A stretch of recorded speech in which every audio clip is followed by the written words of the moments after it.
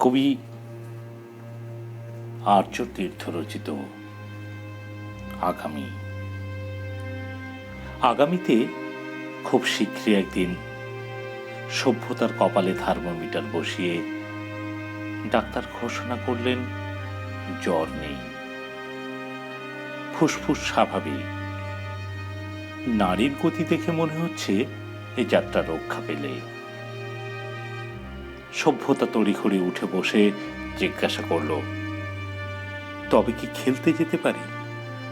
ছিটকানি খুলে ছুটতে গিয়ে মেখে নিতে পারি সকালের রোদ?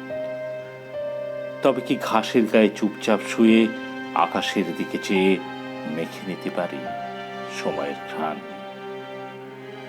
সত্যি কি সেরে গেছি আমি?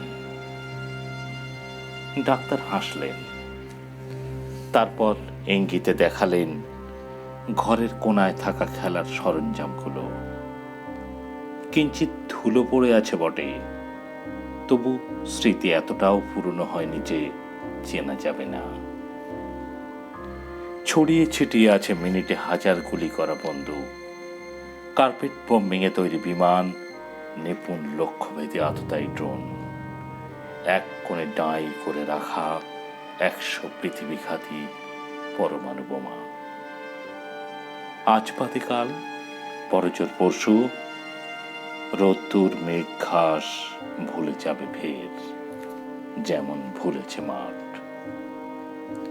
খেলা কৈশোরকাল তুমি বড় ভুলে যাও, এক শুধু অসুখেই মনে পড়ে বহুকাল আগে পাওয়া বিবর্ণ সুখ। বাইরে গেলেই ফের পৃথিবীকে ভুলে গিয়ে যুদ্ধের দিকে নিয়ে যাবে ভাবনার মুখ। সেরে ওঠা সভ্যতা ধর্মর করে উঠে বসে বলল, কখনো না ডাক্তারবাবু, এইবারে দেখবেন পাগলামি ছেড়ে বৃষ্টিতে ভিজে গান গাইব, শরতের আকাশে সাদা মেঘে রবীন্দ্রনাথ বানাবো, হেমন্তে ঝরা পাতাদের জন্যে মন খারাপ করব, বসন্ত এলে সন্তানদের পলাশ এবং কৃষ্ণচূড়া চেনাব। আপনি অশোক ফুল চেনেন ডাক্তার? স্টেথোস্কোপটা ব্যাগে ঢোকাতে ঢোকাতে ডাক্তার বললেন, চিনতাম।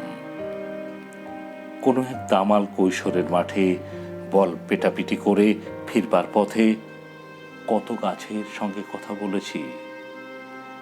পাতা দেখে বলতে পারতাম বকুল জারুল, ফুল না হতেই তফাৎ করতে পারতাম কাঁঠালি চাপা সোনা চাপার।